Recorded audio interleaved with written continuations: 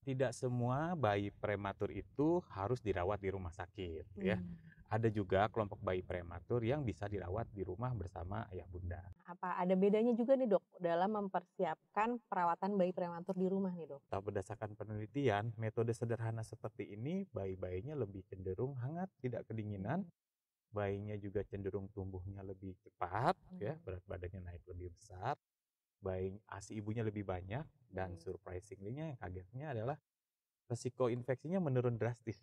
Berarti bisa kita contohkan ya, Dok, ya?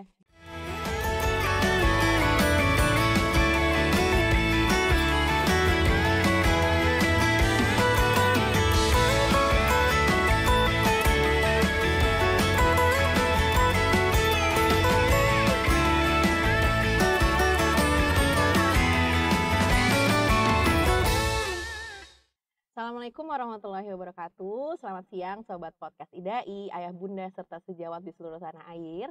Siang ini senang sekali saya Dr. Andina Nirmala spesialis anak mewakili Ayah Bunda sekalian untuk berbicara langsung nih dengan narasumber yang hebat siang hari ini. Pada kesempatan kali ini kita akan berbincang-bincang mengenai bagaimana sih merawat bayi prematur di rumah. Senang sekali telah hadir di studio kita Dr. Adi Teguh, spesialis anak konsultan. Selamat siang, Dokter. Selamat siang, Dr. Nirmala. Selamat Gimana siang. kabarnya, Dok? Sehat ya, Dok? Alhamdulillah sehat. Senang sekali Dokter bisa meluangkan waktu, kita akan belajar bersama ya, Dok? Ya, boleh. Baik, sebelum kita mulai saya izin untuk memperkenalkan Dokter ya, Dok, Ya. walaupun mungkin kayaknya ayah bunda udah pada kenal nih ya, Dok. Jadi Dokter Adi Teguh, spesialis anak konsultan, merupakan dokter yang dulu menjalani pendidikan dokter umum, spesialis anak, dan dikukuhkan sebagai konsultan neonatologi di Fakultas Kedokteran Universitas Indonesia, RSCM FKUI. Beliau juga merupakan salah satu staf divisi neonatologi RSCM ya, Dok ya. Ya, betul. Baik, kita mulai ya, Dok ya. Boleh. Mungkin sebagai pembuka nih, Dok, Hmm. ayah bunda ingin mengetahui, Dok, sebenarnya apa sih yang disebut dengan bayi prematur itu, Dok? Baik, terima kasih Dr. Nirmala. Ayah bunda sekalian, bayi prematur adalah bayi yang dilahirkan sebelum waktunya. Normalnya, bayi itu dilahirkan cukup bulan atau usia kehamilan 37 minggu. Nah, kelompok bayi prematur ini dilahirkan lebih dini ayah bunda. Bisa ada yang 28 minggu ke bawah ya, itu amat sangat prematur. Ada 28 minggu sampai sekitar 32 minggu, itu sangat prematur. Dan ada 32 minggu sampai 36 minggu, 6 hari misalkan. Itu termasuk prematur yang belakangan ya kita sebut Mhm. ya, atau late preterm. Jadi per definisi kurang dari 37 minggu usia kehamilan. Baik, jadi yang belum waktunya udah lahir ternyata Ya, sudah lahir duluan ya, betul. Dok, ya. Jadi sebenarnya bayi-bayi tersebut nih, Dok, yang kita Mhm. sebut bayi prematur, boleh nggak, Dok, dirawat di rumah gitu atau memang harus dirawat di unit khusus, Dok? Ya, ya ini pertanyaan ini seringkali dilontarkan oleh ayah bunda ya, terutama ketika bayinya lahir Mhm. prematur ya. Mhm. Nah, jadi tidak semua bayi prematur itu harus dirawat di rumah sakit ya. Mmm. Ada juga kelompok bayi prematur yang bisa dirawat di rumah bersama ayah bunda. Nah, bagaimana ciri-ciri khasnya ya? Yang pertama, bayi yang bisa dirawat di rumah Mhm. prematur itu adalah satu, bayi yang stabil, artinya tidak ada sesak nafas, kemudian dia bisa minum ya, Mhm. bisa suhu tubuhnya juga bagus, terjaga hangat 36,5 derajat sampai 37,5 derajat di udara kamar ini.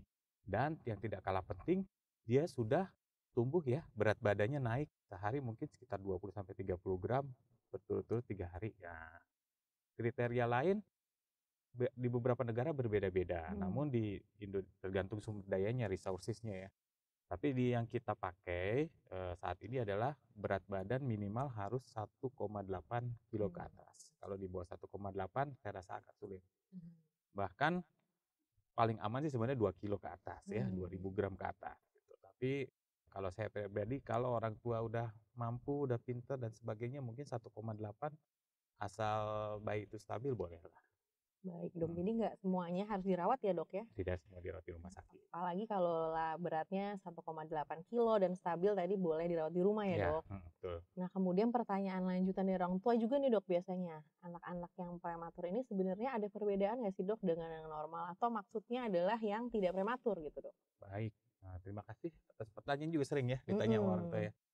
Jadi tentu perbedaan mendasar dari bayi prematur dan bayi cukup bulan adalah kemampuan bayi tersebut beradaptasi dengan lingkungan baru ya. Kita ketahui di dalam tubuhnya harus beradaptasi berbagai macam fungsi, entah itu fungsi pernafasan, fungsi pencernaan ya, fungsi imunitas, kulit dan sebagainya. Nah, bayi-bayi prematur ini umumnya fungsi-fungsi tersebut belum cukup sempurna. Nah, jadi saya ambil contoh misalkan, kalau bayi cukup bulan mungkin menetek langsung dengan sangat kuat ke payudara ibunya. Mmm. Tapi kalau bayi prematur tergantung dari usia gestasinya. Mmm. Kadang-kadang dia bisa menetek lemah, sedang, lemah, bahkan tidak bisa menghisap sama Iya. sekali. Kalau makin muda tentu dia makin sulit menghisap. Begitupun pernafasan. Mhm. Beberapa bayi prematur seringkali lupa napas tuh. Kadang-kadang dia napas Iya. teratur, kadang-kadang dia lupa napas, diem Mhm. aja ya. Kita sebut namanya apnoe of prematurity. Dan contoh lain misalkan suhu tubuhnya. Bayi prematur Mhm. mudah sekali untuk mengalami hipotermi atau kedinginan. Iya. Berbeda dengan bayi cukup bulan. Nah, yang relatif bisa memproduksi panas, badannya bisa dijaga hangat terus ya. Bayi prematur nih rentan. Dan masih banyak lagi yang bisa lihat. Betul Jadi betul. berbeda memang. Baik, jadi Mhm, memang ada perbedaan yang mhm. harus diperhatikan ya, Dok? Betul, Karena betul sekali. beberapa ibu namanya juga Mhm, mempersiapkan si kecil, ya, kadang-kadang persiapan itu juga salah satu hal yang dinantikan tuh, Dok, betul. sebagai bentuk penerimaan nih Mhm, atau mempersiapkan kehadiran si bayi mhm, ya, Dok. iya, Nah, apa ada bedanya juga nih, Dok, dalam mempersiapkan perawatan bayi prematur di rumah nih, Dok? ya. Seringkali ibu-ibu Mhm. dengan lahir bayi prematur bertanya kepada saya, Mhm. "Dok, kapan anak saya bisa pulang? Saya udah kangen sekali," gitu. Udah kangen sekali ya. Jadi kangen pasti ya, Bu, ya, dan kita pasti, ibu itu adalah tempat yang paling baik ya, Mhm. orang yang paling bagus Iya, buat betul. bayinya ya. Namun perlu ada beberapa hal yang diperhatikan. Nomor satu, yang harus diperhatikan adalah kesiapan sarana dan prasarana. Mhm. Kita tahu bayi prematur, saya ambil contoh, badannya kecil, Iya. jadi bajunya juga harus Iya. mengikuti, jangan bajunya terlalu baju besar dipakaikan atau popok terlalu besar dipakaikan gitu, kan nanti bayinya nggak nyaman. Kedua, untuk membantu bayi minum seringkali harus ada alat bantu, misalkan cup feeder ya, atau dot prematur dan sebagainya. Tidak kalah penting adalah alat untuk memantau kondisi bayi itu. Nah, Mmm. misalkan untuk mengukur suhu tubuh harus ada termometer. Iya. Untuk mengukur pertumbuhan bayinya harus ada timbangan yang satuannya dalam bentuk gram, jadi Mhm. digital. Nah, itu akan sangat baik jika itu dipenuhi. Nah, ruangan harus bersih, tidak ada asap rokok, tidak ada asap bukaran sampah, Mmm. ventilasi harus bagus, juga pencahayaan harus terang. Itu sarana dan prasarana salah satunya. Bagaimana dengan faktor lain? Faktor lain dari ibu sendiri dan bapak sendiri. Kesiapannya sudah bagus atau belum? Karena jangan kaget nanti, jangan sampai kaget. Jadi menjelang bayinya pulang harus latihan dulu sama tenaga kesehatan. Mana cara menggendong bayi prematur, bagaimana cara memberikan minum, bagaimana melihat tanda-tanda bahaya pada bayi prematur ya, dan tidak kalah penting nomor kontak tenaga kesehatan atau Mhm. fasilitas kesehatan yang bisa diakses segera jika ada masalah dan kebingungan yang terjadi gitu ya.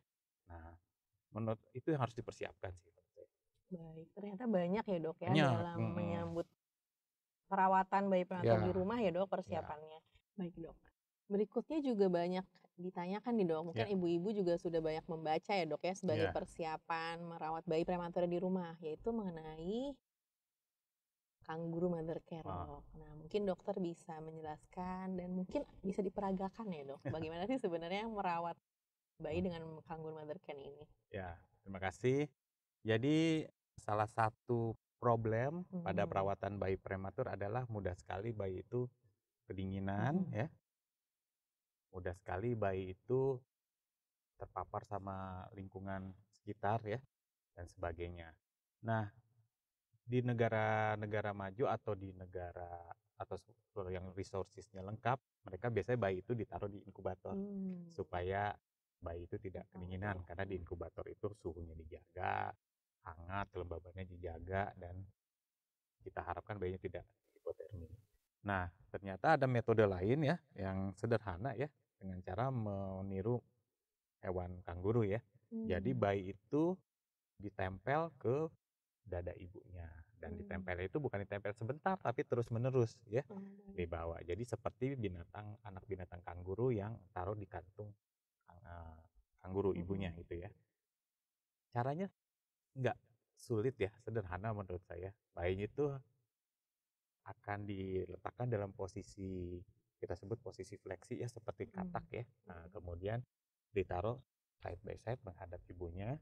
Kemudian kita gunakan baju khusus ya, atau nggak perlu baju khusus, pakai kain pun apapun bisa, asal kulit sama kulit saling menempel gitu. Nah, itu bayi itu terus menerus digendong sama ibunya. Dan ternyata berdasarkan penelitian, metode sederhana seperti ini bayi-bayinya lebih cenderung hangat, tidak kedinginan. Bayinya juga cenderung tumbuhnya lebih cepat ya, berat badannya naik lebih besar. ASI ibunya lebih banyak, dan surprisingly-nya, yang kagetnya adalah resiko infeksinya menurun drastis. Mungkin akibat karena kuman yang terpapar oleh bayi sama ibu akan sama, kemudian ibunya akan bentuk antibodi spesifik dan itu akan masuk ke bayinya lewat ASI ibu. Seperti itu. Banyak Jadi manfaat. manfaatnya banyak sekali ya Banyak. dok ya, perawat. Tinggal komitmennya, karena itu nggak mudah Waktunya ya. berapa lama itu dok? Kalau bisa sih selama mungkin ya, artinya bisa sambil, kalau bisa Tidur ya. sambil tidur, sambil bekerja yang ringan bisa. Tapi minimal jangan dikerjakan kurang dari 1 jam. Kalau 1 jam, Minimal 1 jam ya dok ya. membuat bayinya ini aja, nanti terdistracted, terganggu gitu ya, Cuma sebentar ya cuma dok. nggak nyaman, dia belum dapat kenyamanannya. Baik, baik. Berarti bisa kita contohkan ya dok ya, Ya supaya bisa, boleh. Baik.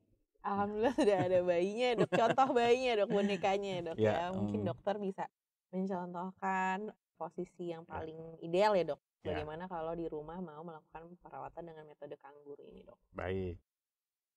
Ayah bunda di sini ada contoh bayi yang, tapi bayinya cukup besar ya ini ya, bukan bayi prematur, tapi kita anggap aja ini bayi prematur. Langkah pertama yang harus dipersiapkan adalah kita harus mencuci tangan dulu yang bersih.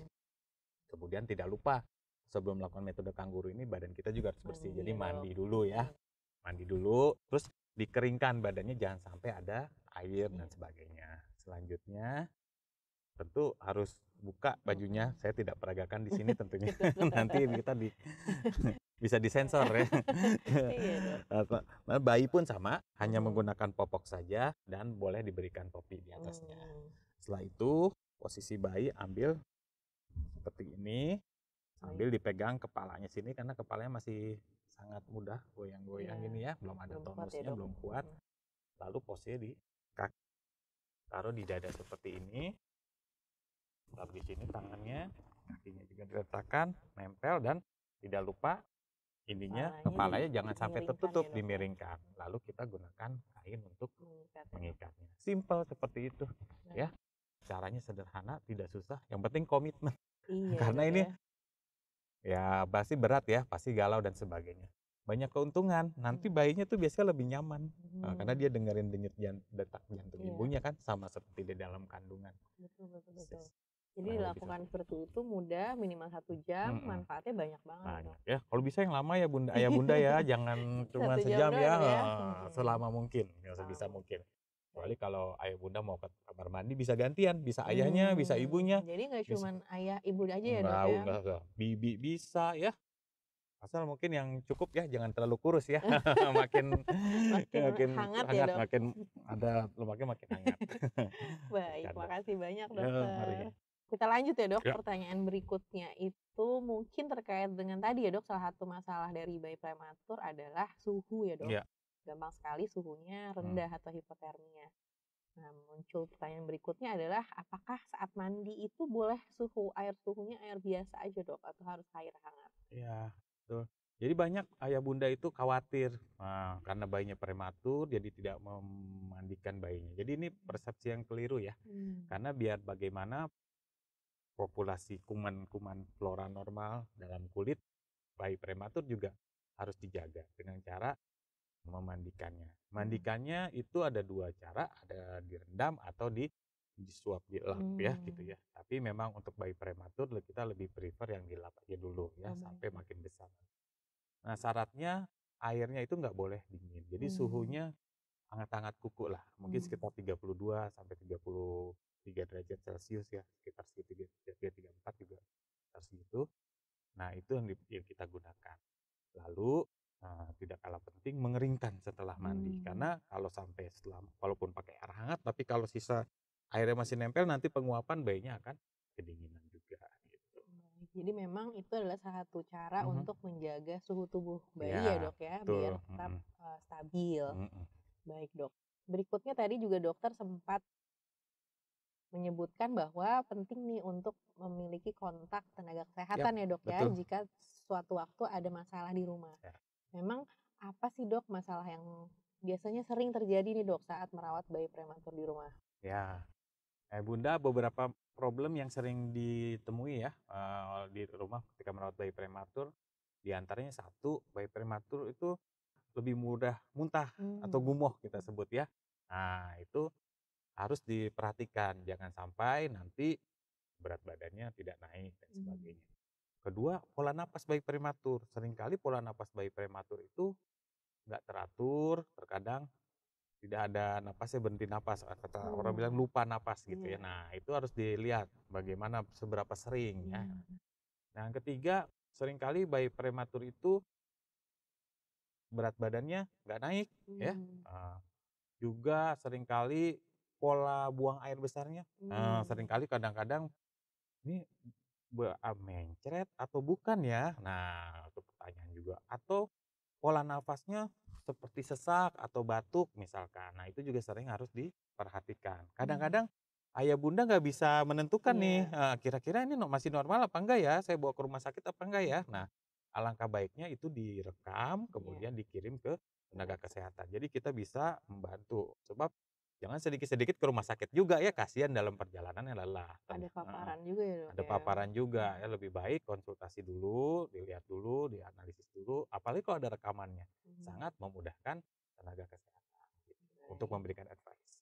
Berikutnya adalah, tadi kan masalah-masalah ya dok yang Ya. mungkin timbul. Ada juga nggak sih dok tanda bahaya nih ketika seandainya, wah ini memang kayaknya Hmm, harus dibawa ke IGD nih bahkan ya, dalam waktu secepatnya gitu dok? ya. Beberapa tanda bahaya yang harus ayah bunda perhatikan ketika merawat bayi prematur. Nomor satu adalah bayi itu tidak mau menyusu ya, tidak mau menyusu dan terlihat lemas. Nah, kita bahasa kedokterannya disebut letargis. Nah, ini biasanya paling sering ada masalah.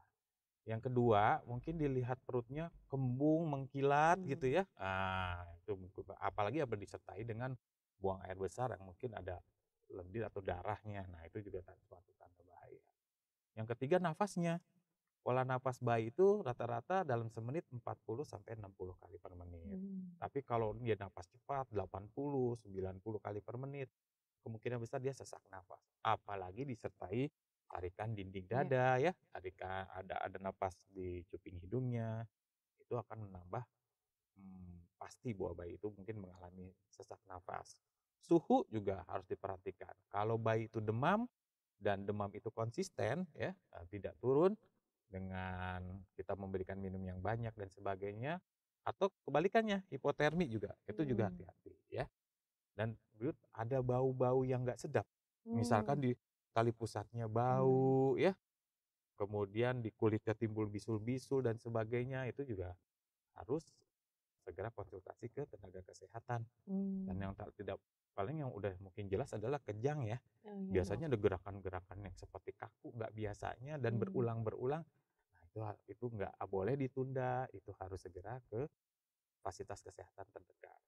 Baik dok, jadi Yang paling utama, tugas utama si bayi kalau nggak bisa dilakukan bernafas, terus menyusu, kemudian Buang ada air besar, kencang, buang air kejang, besar, itu harus segera ke IGD ya dok ya? tidak kencing juga ya, Baik, misal betul, tidak kencing juga ya dok. Nah, ini juga pertanyaan yang paling sering banget ditanya dok. mhm, Mungkin bukan hanya bayi prematur ya dok, mhm. sampai seorang anak yang sudah agak besar pun pertanyaannya pasti vitamin nih dok. Nah, kalau bayi prematur nih dok, ada nggak sih vitamin khusus yang harus diberikan? Ya, makasih, ayah bunda, kita harus pahami bahwa bayi prematur ini lahir sebelum waktunya. Hmm. Jadi berdasarkan penelitian, ternyata deposisi vitamin, mineral, artinya modal yang diberikan ibu ke bayinya ketika lahir, itu paling banyak di usia gestasi trimester terakhir. 34, 35, 36, kadang 37 minggu. Jadi bayi-bayi prematur ini lahir relatif kurang defisiensi vitamin, mineral, dan zat-zat yang sifatnya kecil penting seperti zat besi, misalkan kalsium dan sebagainya. Jadi jawabannya iya, bayi prematur harus diberikan vitamin. Ya, vitaminnya macam-macam, ada vitamin A, vitamin B, vitamin D, vitamin K yang sediaan sudah jadi ya. Dan tidak kalah penting diberikan zat besi. Nah, karena umumnya bayi prematur hampir pasti akan mengalami defisiensi besi. Ya, jadi harus diberikan zat besi sesuai sama instruksi tenaga kesehatan. Itu sih. Baik, dok. Kemudian nih dok, anak-anak itu kan sebenarnya juga daya tahan tubuhnya belum Hmm, sempurna ya dok ya, ya, sehingga makanya IDAI pun merekomendasikan berbagai serial vaksinasi ya dok ya. dalam rangka mempersiapkan daya tahan tubuh anak-anak ini. Bagaimana dengan bayi prematur nih dok? Apakah boleh dok diberikan vaksin? Ya, makasih. Jadi bayi prematur sama dengan bayi-bayi Hmm. cukup bulan lainnya ya, perlu perlindungan. Nah, Mhm. perlindungan dari penyakit paling baik adalah vaksinasi. Nah, namun memang ada sedikit perbedaan ya dibanding bayi cukup bulan. Kapan itu misalkan respon habis pemberian vaksin, responnya akan terjadi terbentuknya antibodi memang tidak sebagus bayi cukup bulan. Oleh karena itu kita tunggu sampai berat badan 2 kilo biasanya Hmm. standar. Kemudian jenis-jenis vaksinnya sama seperti bayi Hmm. cukup bulan, hanya dia mengikuti usia kronologis ya. Hmm. Sebab kita tahu di bayi itu ada dua usia, Ya. usia koreksi dan Hmm. usia kronologis. Usia kronologis adalah berdasarkan tanggalan, tanggal lahir kapan. Usia koreksi adalah usia berdasarkan tanggalan tapi harus dikurangi seberapa banyak Tahunnya ya dok ya. utangnya prematur Hmm. itu ya. Biasa dari 37 kita hitung sampai 40 minggu. Pak. Dari bayi itu usia gestasi misalkan lahir 32, kita selisihnya sampai ke 40 minggu berarti utangnya 8 8 minggu atau 2 bulan. Jadi harus dikurangi 2 bulan. Tapi khusus untuk imunisasi itu berdasarkan usia benerannya, usia akhirnya. kronologis akhirnya. Jadi kita sesuaikan dengan program imunisasi yang dikeluarkan oleh IDAI. Baik, terima kasih banyak Dokter Adi. Ternyata kita sudah sampai di penghujung acara ya dok. Ya, Tidak terasa tadi sangat menyenangkan sekali ya, banyak ilmu yang dokter berikan. Terutama di hari kita akan memperingati tidak lama ya dok, ya, 17 November World Prematurity Day ini dok. betul.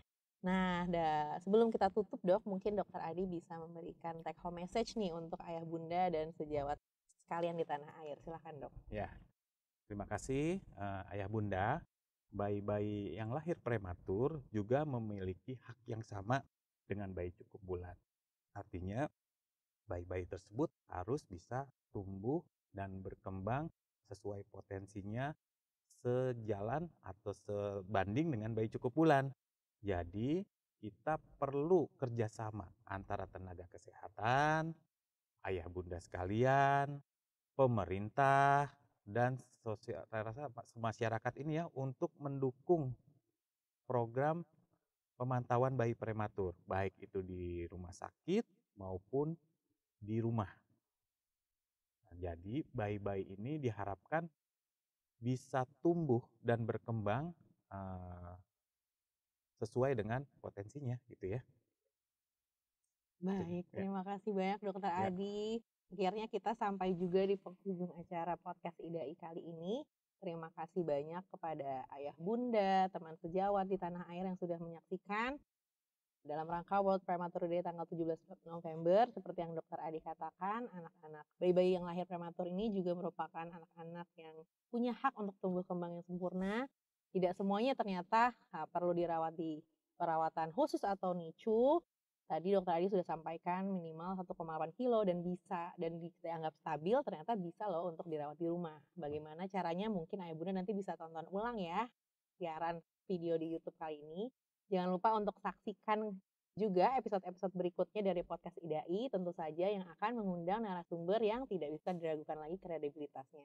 Jangan lupa jika merasa senang dengan video ini, share, komen, dan sebarkan ya seluas-luasnya. Ikuti juga Spotify dari podcast IDAI dan Instagram dari podcast IDAI. Sampai jumpa di lain waktu. Wassalamualaikum warahmatullahi wabarakatuh. Terima kasih banyak Dokter Ya, Adi. mari, silakan.